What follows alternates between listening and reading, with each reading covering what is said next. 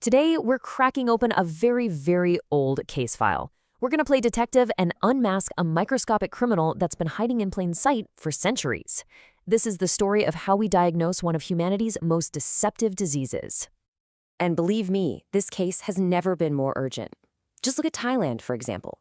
Syphilis rates there have jumped a staggering 5-fold in just the last 10 years, especially among young people. The fugitive is back on the streets, which means our methods for catching it have to be sharper than ever. So that brings us to the big question, right?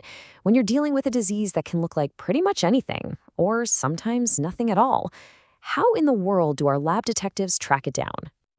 Well, first things first, let's meet our culprit. Its name is Treponema pallidum, and it's a bacterium with a rap sheet going back hundreds of years.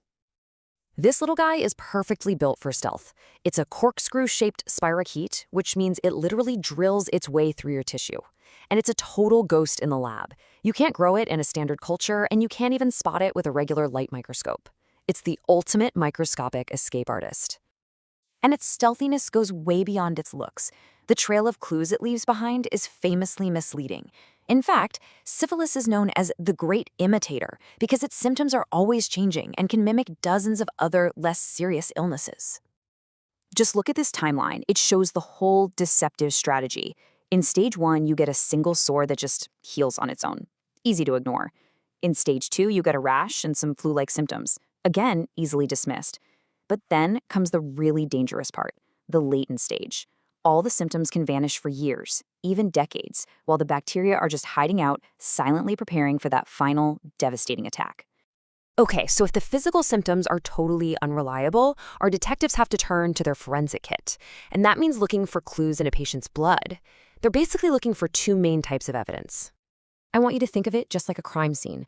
The first type of test looks for general clues, evidence that a crime has even happened. The second type looks for specific clues, evidence that tells you exactly who the culprit is. In the lab, we call these non-treponemal and treponemal tests. So let's start with that general clue. The non-treponemal tests, like the RPR or VDRL, don't actually look for the bacteria itself. Nope. Instead, they look for these antibodies called reagin, which our bodies produce when our own cells get damaged by the infection. So a positive result is like finding a broken window. It tells you there's been a disturbance, but not definitively what caused it. And the way this test works is actually pretty cool and, surprisingly simple.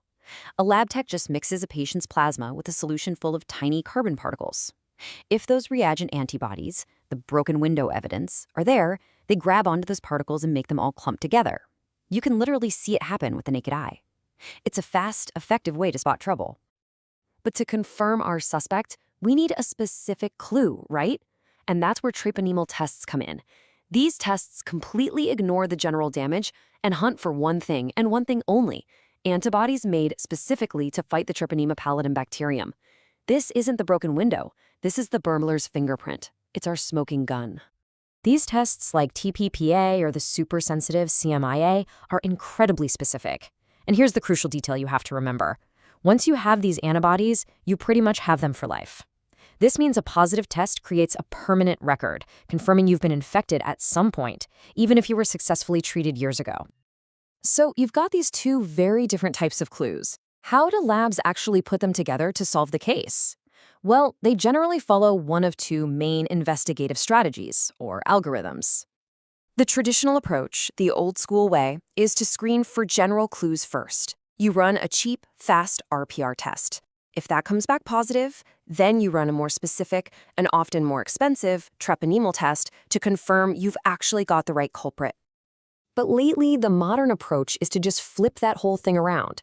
Lots of labs now use a reverse strategy. They start with a highly sensitive automated test, like a CMIA, to find the fingerprint right away. If that's positive, they then use the RPR test to see if the broken window is recent. In other words, to check if the infection is active right now. All right, so theory is one thing, but let's see how this plays out in the real world. We're going to look at a case where the clues seem to totally contradict each other, creating a real diagnostic puzzle. So meet Mr. Green. He's 25, and he's got a rash that showed up about a month after a risky encounter. The lab runs the tests. His RPR, that's our general clue, comes back non-reactive, so negative. but his CMIA, the specific clue, comes back reactive, positive. So what's going on here? The test for general damage is negative, but the test for the specific fingerprint is positive. How do we make sense of that? What's the solution to this puzzle? Well, the answer is all about timing and sensitivity. This result most likely points to a very early infection. There just hasn't been enough cell damage yet to trigger a positive on that RPR test.